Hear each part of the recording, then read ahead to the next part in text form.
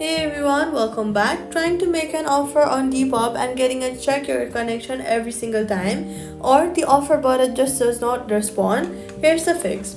This check your connection error when making offers is a widely reported Depop issue that almost always a temporary network sync problem rather than anything wrong with your account. First, go to your settings app, then toggle airplane mode on for 15 seconds and then turn it back off. Then swipe up from the bottom of your screen and force close Depop from your recent apps and reopen it.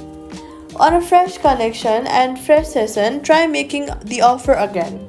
If it still fails, go to your settings, then go to General, go to iPhone Storage, scroll down to the list of apps and find Depop.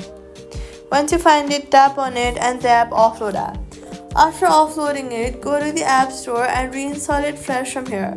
Our corrupted local session cache is the other confirmed cause of persistent other failures.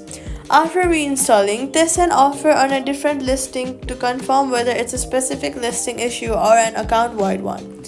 So all you've got to do is airplane mode reset, force close and reopen, offload and reinstall if still failing. Offers will go through and that's it. Subscribe.